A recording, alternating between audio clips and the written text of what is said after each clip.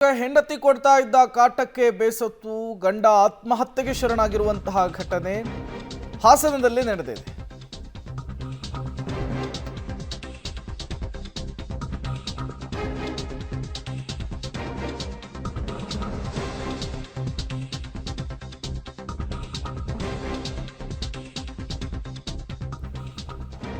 ಹಾಸನದಲ್ಲಿ ನಡೆದಿರುವಂತಹ ಘಟನೆ ಇದು. ಹೆಂಡತಿಯ ಕಿರುಕುಳಕ್ಕೆ ಬೇಸತ್ತು ನದಿಗೆ ಹಾರಿ ಆತ್ಮಹತ್ಯೆಗೆ ಶರಣಾಗಿದ್ದಾನೆ ಗಂಡ. ನಂದಿನಿ ಕುಟುಂಬಸ್ಥರನ್ನ ರಕ್ಷಿಸಿ ಪೊಲೀಸರು ಕರೆದೊಯ್ದಿರುವಂತಹ ಘಟನೆ ನಡೆದಿದೆ.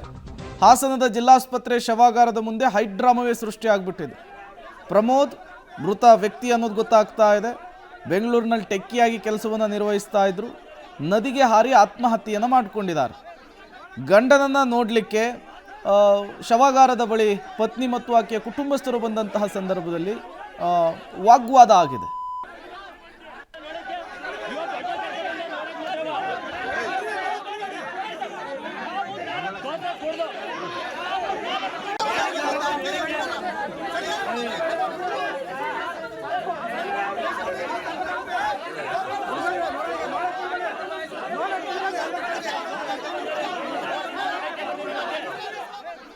ಮತ್ತಷ್ಟು ಡೀಟೇಲ್ಸ್ ಅನ್ನ ಕೊಡ್ತಾರೆ ನಮ್ಮ ಪ್ರತಿನಿಧಿ ಶಶಿಧರ್. ನೇರ ಸಂಪರ್ಕದಲ್ಲಿ ಜಾಯ್ನ್ ಆಗಿದ್ದಾರೆ. ಶಶಿಧರ್, ಈ ಆತ್ಮಹತ್ಯೆಗೆ ಕಾರಣ ಹೆಂಡತಿಯ ಕಿರುಕುಳ ಅಂತ ಹೇಳಿ ಈ ವಿಚಾರಕ್ಕೆ ಸಂಬಂಧಪಟ್ಟಂತೆ ಎರಡೂ ಕುಟುಂಬದ ನಡುವೆ ಮಾತಿನ ಚಕಮಕಿ ಕೂಡ ಆಗಿದೆ. ಮತ್ತೇನೆಲ್ಲ ಬೆಳವಣಿಗೆಗಳಾಗ್ತಾ ಇದೆ? ಪೊಲೀಸ್ ಕಂಪ್ಲೇಂಟ್ ಆಗಿದೆಯಾ, ಹೇಗೆ ಅಂತ ಹೇಳಿ? ಪ್ರೇಮ್ಕುಮಾರ್, ಕೌಟುಂಬಿಕ ಕಲಹ ಹಿನ್ನೆಲೆಯಲ್ಲಿ ಸಾಫ್ಟ್ವೇರ್ ಇಂಜಿನಿಯರ್ ಹೇಮಾವತಿ ನದಿಗೆ ಹಾರಿ ಆತ್ಮಹತ್ಯೆ ಮಾಡಿಕೊಂಡಿರ್ತಕ್ಕ ಘಟನೆ ಹಾಸನ ತಾಲೂಕಿನ ಗೊರೂರು ಬಳಿಯ ಶೆಟ್ಟಿಹಳ್ಳಿ ಹೇಮಾವತಿ ಸೇತುವೆ ಬಳಿ ನಡೆದಿರ್ತಕ್ಕಂಥದ್ದು. ಡಿಸೆಂಬರ್ 29ರಂದು ಏನು ಹಾಸನ ನಗರದ ಹಿಂದಿನ ನಗರ ಏನಿದೆ ಅದರ ನಿವಾಸಿ ಪ್ರಮೋದ್ ಕುಮಾರ್ ಅವರು ಮನೆಯನ್ನು ಬಿಟ್ಟು ಹೋಗಿರ್ತಾರೆ. ಆ ನಂತರದಲ್ಲಿ ಅವರು ನದಿಗೆ ಹಾರಿ ಆತ್ಮಹತ್ಯೆಯನ್ನು ಮಾಡಿಕೊಂಡಿರ್ತಾರೆ. ಅಲ್ಲೇ ನೋಡಿದಂಥ ಸ್ಥಳೀಯರು ಅವ್ರ ಮನೆಗೆ ಮಾಹಿತಿಯನ್ನು ನೀಡಿರ್ತಾರೆ. 2 ದಿನಗಳಿಂದ ಶವಕ್ಕಾಗಿ ಹುಡುಕಾಟವನ್ನು ನಡೆಸಲಾಗುತ್ತದೆ. ಇಂದು ಶವ ಆಲೂರು ಪೊಲೀಸ್ ಠಾಣೆ ವ್ಯಾಪ್ತಿಯಲ್ಲಿ ತೇಲ್ತಿರ್ತಾರೆ. ಆ ನಂತರ ಶವವನ್ನು ಜಿಲ್ಲಾಸ್ಪತ್ರೆ ಶವಗಾರಕ್ಕೆ ರವಾನಿಸಲಾಗಿರುತ್ತೆ. ಈ ಸಂದರ್ಭದಲ್ಲಿ ಪತಿಯ ಶವವನ್ನು ನೋಡಲು ಪತ್ನಿ ಆಗಮಿಸಿದ ನಂತರ ಏನು ಮೃತ ಪ್ರಮೋದ್ ಪೋಷಕರು ಆಕೆಯ ಮೇಲೆ ಹಲ್ಲೆಗೆ ಮುಂದಾಗ್ತಾರೆ. ಯಾಕೆಂದರೆ ಕಿರುಕುಳದಿಂದಲೇ ಆತ ಆತ್ಮಹತ್ಯೆಗೆ ಶರಣಾಗಿದ್ದಾನೆ. ಹಾಗಾಗಿ ಮಗುವನ್ನು ನಮ್ಮ ವಶಕ್ಕೆ ಕೊಡಬೇಕು, ಮಗುವನ್ನು ಕೊಟ್ಟರೆ ಮಾತ್ರ ನಾವು ಶವವನ್ನು ನೋಡಲಿಕ್ಕೆ ಬಿಡ್ತೀವಿ ಅಂತ ಹೇಳಿ ಅವರು ಹಲ್ಲೆಗೆ ಮುಂದಾಗ್ತಾರೆ. ಈ ಸಂದರ್ಭದಲ್ಲಿ ಎರಡೂ ಕುಟುಂಬದ ನಡುವೆ ವಾಗ್ವಾದ ನಡೆಯುತ್ತೆ. ತಕ್ಷಣವೇ ಪೊಲೀಸರು ಸ್ಥಳಕ್ಕೆ ಬಂದು ಇಬ್ಬರನ್ನು ಏನು ಬೇರ್ಪಡಿಸಿ ಆ ನಂತರ ಆಟೋದಲ್ಲಿ ಮೃತ ವ್ಯಕ್ತಿ ಪ್ರಮೋದ್ ಏನಿದ್ರೆ ಆಕೆ ಪತ್ನಿಯನ್ನು ಕಳಿಸಿಕೊಡ್ತಾರೆ. ಸ್ಥಳದಲ್ಲಿ ಒಂದು ರೀತಿ ಬುಗುವಿನ ವಾತಾವರಣ ನಿರ್ಮಾಣವಾಗಿರ್ತದೆ. ಯಾಕೆಂದರೆ ಪತಿಗೆ ಪತ್ನಿಯ ಕಿರುಕುಳ ನೀಡ್ತಿದ್ರು ಅಂತ ಹೇಳಿ ಮೃತ ಪ್ರಮೋದ್ ಪೋಷಕರು ಆರೋಪವನ್ನು ಮಾಡಿದರೆ ನಮಗೆ ಮಗುವನ್ನು ಕೊಡಬೇಕು, ಆ ನಂತರವಷ್ಟೇ ಶವವನ್ನು ನೋಡಲಿಕ್ಕೆ ಬಿಡ್ತೀವಿ ಅಂತ ಹೇಳಿ ಅವರೀಗ ಏನು ಒಂದು ಒತ್ತಾಯವನ್ನು ಮಾಡ್ತಿರ್ತಕ್ಕಂಥದ್ದು. ಪೊಲೀಸರವರ ಮನಲಿಸುವಂಥ ಒಂದು ಯತ್ನವನ್ನು ಮಾಡ್ತಾ ಇದ್ದಾರೆ. ಆದರೆ ಯಾವುದೇ ಕಾರಣಕ್ಕೂ ಮಗು ಕೊಡೋದ ಹೊರತು ನಾವು ಪತಿಯ ಶವವನ್ನು ನೋಡಲಿಕ್ಕೆ ಬಿಡಲ್ಲ ಅಂತ ಹೇಳಿ ಹೇಳ್ತಾರೆ. ಈಗ ಅವರ ಕುಟುಂಬಸ್ಥರು ನಮ್ಮ ಜೊತೆ ಇದ್ದಾರೆ, ಅವ್ರನ್ನ ಮಾತಾಡ್ಸೋಣ. ಸರ್, ಏನಕ್ಕಾಗಿತ್ತು, ಏನು ವಿಚಾರಕ್ಕೆ ಅವರು ಆತ್ಮಹತ್ಯೆ ಮಾಡ್ಕೊಂಡ್ರು? ಸರ್, ಈಗ ಅವರು ಮದುವೆ ಆಗಿ 7 ವರ್ಷ ಆಯಿತಂತೆ. 7 ವರ್ಷದಿಂದಲೂ ಗಂಡ ಹೆಂಡತಿ ಬಗ್ಗೆ ಸಂಸಾರದಲ್ಲಿ ಹೊಂದಾಣಿಕೆ ಬಂದಿಲ್ಲ. ಹಂಗಾಗಿ ಸಂಬಂಧಿಕರೆಲ್ಲ ಸೇರಿ ಸುಮಾರು ಸರಿ ಪಂಚಾಯತಿನೂ ಮಾಡಿದರೂ ಕೂಡ ಹೊಂದಾಣಿಕೆ ಆಗಿಲ್ಲ. ಆಮೇಲೆ ಆಲೂರಲ್ಲಿ ಫೋಟೋನೂ ತೋರಿಸಿದ್ರು.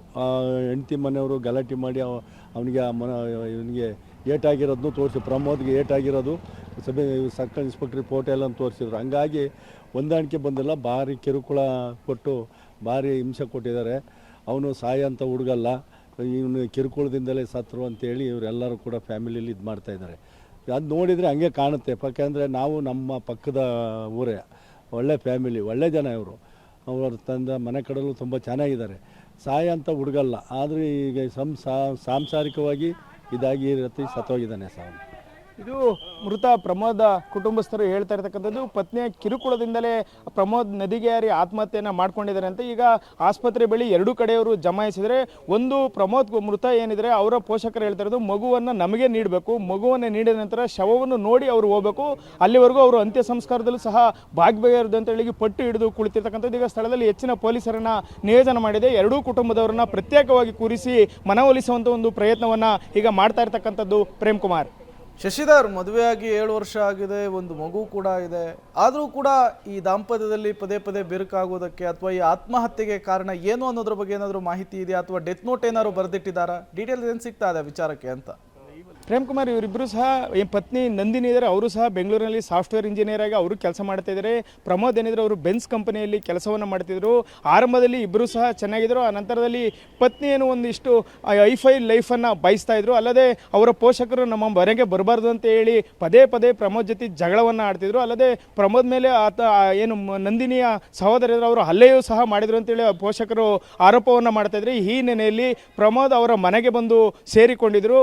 ಇದಾದ ನಂತರ ಪತ್ನಿ ನಂದಿನಿ ಅವರ ಮನೆ ಬಳಿ ಬಂದು ಗಲಾಟೆಯನ್ನು ಮಾಡಿದರು. ಇದು ಏನು ಬೀದಿಯಲ್ಲಿ ಜಗಳವನ್ನು ನಡೆದಾಗ ಇದರಿಂದ ಸಾಕಷ್ಟು ಸಹ ಮನವನ್ನು ನೊಂದಿದ್ರು. ಏನು ಡಿಸೆಂಬರ್ 29 ಸಂಜೆ ಯಾರು ಹೇಳದಂತೆ ಮನೆಯಲ್ಲೇ ಫೋನ್ ಬಿಟ್ಟು ಹೇಮಾವತಿ ನದಿಗೆ ಹಾರಿ ಆತ್ಮಹತ್ಯೆ ಮಾಡ್ಕೊಂಡಿರ್ತಕ್ಕಂಥದ್ದು.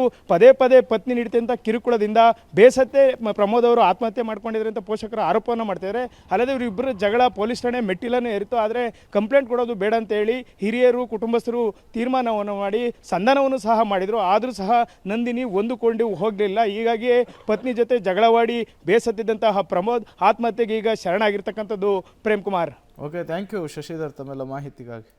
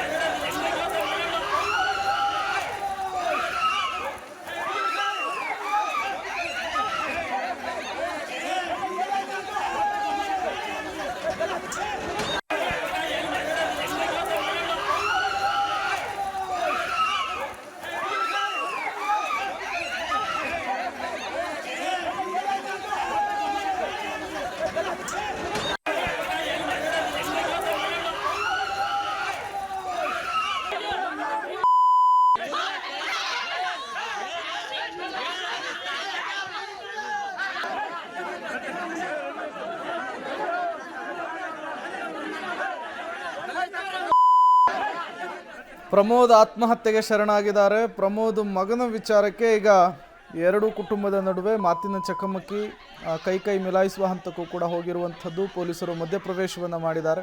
ಸಾಫ್ಟ್ವೇರ್ ಇಂಜಿನಿಯರ್ ಆಗಿ ಕೆಲಸವನ್ನು ನಿರ್ವಹಿಸ್ತಾ ಇದ್ರು ಪ್ರಮೋದ್ ಪತ್ನಿ ಕೂಡ ಬೆಂಗಳೂರಿನಲ್ಲಿಯೇ ಕೆಲಸವನ್ನು ನಿರ್ವಹಿಸ್ತಾ ಇದ್ರು ಟೆಕ್ಕಿಯಾಗಿ. 7 ವರ್ಷ ಆಗಿತ್ತು ಮದುವೆಯಾಗಿ. ಹೆಂಡತಿಯ ಕಿರುಕುಳಕ್ಕೆ ಈಗ ಸಾವನ್ನಪ್ಪಿದ್ದಾರೆ ಪ್ರಮೋದ್ ಅನ್ನುವಂತಹ ಆರೋಪ ಕೇಳಿ ಬರ್ತಾ ಇದೆ. ಮಗುವನ್ನು ನಮಗೆ ಕೊಡಬೇಕು ಅಂಥೇಳಿ ಪ್ರಮೋದ್ ಕುಟುಂಬಸ್ಥರು ಪಟ್ಟು ಹಿಡಿದಿರುವಂಥದ್ದು. ಇದಕ್ಕೇನೆ ಪ್ರಮೋದ್ ಹೆಂಡತಿ ಮತ್ತು ಅವರ ಕುಟುಂಬಸ್ಥರ ನಡುವೆ ಕೈ ಮಿಲಾಯಿಸುವ ಹಂತಕ್ಕೆ ಪರಿಸ್ಥಿತಿ ಹೋಗಿತ್ತು. ಈಗ ಪರಿಸ್ಥಿತಿಯನ್ನು ಶಾಂತಗೊಳಿಸುವಂತಹ ಕೆಲಸವನ್ನು ಪೊಲೀಸರು ಮಾಡಿದ್ದಾರೆ. ಪ್ರಮೋದ್ ಅವರ ಮೃತದೇಹವನ್ನು ನೋಡಲಿಕ್ಕೆ ಅವರ ಪತ್ನಿ ಬಂದಂತಹ ಸಂದರ್ಭದಲ್ಲಿ ಈ ಹೈಡ್ರಾಮಾ ಸೃಷ್ಟಿಯಾಗಿರುವಂಥದ್ದು. ಈ ಘಟನೆ ನಡೆದಿರುವಂಥದ್ದು ಹಾಸನದಲ್ಲಿ. ಪ್ರಮೋದ್ ನದಿಗೆ ಹಾರಿ ಆತ್ಮಹತ್ಯೆಯನ್ನು ಮಾಡಿಕೊಂಡಿದ್ದಾರೆ. 7 ವರ್ಷದ ಹಿಂದೆ ಮದುವೆ ಆಗಿದ್ರು, ಸಂಸಾರದಲ್ಲಿ ಬಿರುಕು ಮೂಡಿತ್ತು, ಪದೇ ಪದೇ ರಾಜಿ ಸಂಧಾನವನ್ನು ಹಿರಿಯರು ಮಾಡಿದ್ರು ಅನ್ನುವಂತಹ ವಿಚಾರವನ್ನು ಕೂಡ ಅಲ್ಲಿಯ ಸ್ಥಳೀಯರು ಹೇಳ್ತಾ ಇರುವಂಥದ್ದು. ಈ ವಿಚಾರಕ್ಕೆ ಸಂಬಂಧಪಟ್ಟಂತೆ ಈಗ ಪೊಲೀಸರು ಪರಿಸ್ಥಿತಿಯನ್ನು ಶಾಂತಗೊಳಿಸುವಂತಹ ಕೆಲಸ ಮಾಡಿದ್ದಾರೆ. ಮತ್ತೇನೆಲ್ಲ ಬೆಳವಣಿಗೆಗಳಾಗುತ್ತೆ ಈ ಪ್ರಕರಣದಲ್ಲಿ ಅನ್ನೋದನ್ನು ಕಾದು ನೋಡಬೇಕಿದೆ.